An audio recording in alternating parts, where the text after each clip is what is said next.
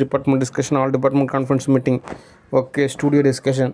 Studio பொறுத்த வரைக்கும் last ஸ்டூடியோக்குன்னு சொல்லிட்டு ஒரு யூடியூப் சேனல் ஆரம்பித்து எல்லா வீடியோஸும் நம்ம அப்லோட் பண்ணலாம். ஓகே, ஆல்ரெடி புக் பண்ண மூவிஸ்லாம். ஓகே, சரி. அடுத்து எரர் டிஸ்கஷன். எரரை பொறுத்த வரைக்கும் சோப்பனாங்கி தான் பட்டர்ஃப்ளை அட்டாக்கு, அதுக்கப்புறம் ஐஸ்வர்யா ரஜினிகாந்த் அந்த பட்டர்ஃப்ளை அட்டாக்கு.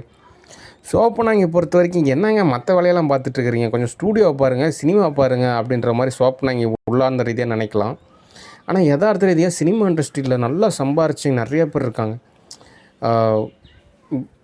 விஜயகாந்த்னு சொல்லிட்டு ஒரு நடிகர் இருந்தார், ஒரு மதுரைக்காரரு. நிறையா படம் ஹிட்டு கொடுத்தாரு. ஆனால் அவருடைய யதார்த்தமான வாழ்வியலானது ரொம்பவே கொஞ்சம் படுமோசமாக, ஒரு யதார்த்த ரீதியாக சொல்லப்போனால் ஒரு பரிதாபமாக தான் இருந்தது. ஓகே, சினிமா இண்டஸ்ட்ரியிலே நிறையா படம் நடித்த எம்ஜிஆர், அவரோட இறுதி காலம் கூட கொஞ்சம் பரிதாபமாக தான் இருந்தது. நிறைய ஆர்டிஸ்டோட லைஃப் ஸ்டைலில் பார்த்தீங்கன்னு வச்சிங்க பரிதாபமாக தான் இருக்குது. ஓகே, அவங்க சம்பாதிக்கிறப்ப நல்லா சம்பாரிச்சிருப்பாங்க, அப்படி இப்படி. ஆனால் ரியாலிட்டி லைஃப் அப்படின்றப்போ சினிமா அப்படின்றது ஒரு பிஸ்னஸ். சோப்பனாங்கி என்ன எதுன்னு புரிய மாட்டேங்குது. சினிமா தான் அப்படின்ற மாதிரி தோது பார்த்துக்குது, மற்றதெல்லாம் வந்துட்டு அவாய்ட் பண்ணிடலாம்னு நினைக்கிது. அப்படிலாம் தோது பார்க்குறதுன்றது மிகப்பெரிய ஒரு ஆபத்து. அதனால் சோப்பனாங்கி பொறுத்த வரைக்கும் சினிமா இண்டஸ்ட்ரியில் மட்டும்தான் செல்லம் இருக்குது. மற்ற இண்டஸ்ட்ரிலையும் சரி, சோப்பனாங்கிக்கு நிர்வாகம் பொறுப்பல்ல. ஓகே, ஏன்னா அதோட சேட்டைக்கு அதெல்லாம் அனுபவிச்சா தான் திருந்தும்.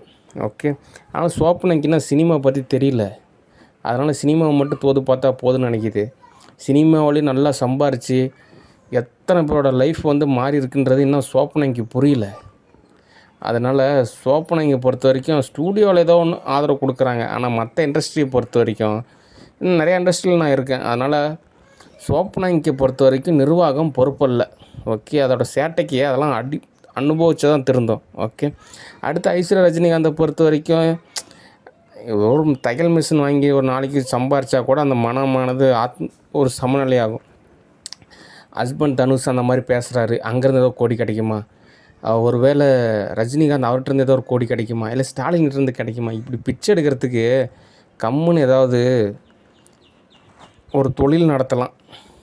ஓகே, எதிர்பார்ப்பு பேர் என்ன, உளவியல் ரீதியாக வேறு என்ன எதிர்பார்ப்பு இருக்கும்? எங்கேயாவது காசு கிடைக்குமா? இல்லை ஏதாவது ஒரு அரவணைப்பு கிடைக்குமா? இதுதான். இதெல்லாம் எப்படி ஓசியில் கிடைக்கும்? ஓகே, அதனால் இவங்களெல்லாம் நம்ம கவனிக்கலன்னு வச்சுங்க, சேதாரம் உறுதி. அதனால் சும்மா வேடிக்கையே பார்க்காம கொஞ்சம் என்னன்னு கவனிங்க.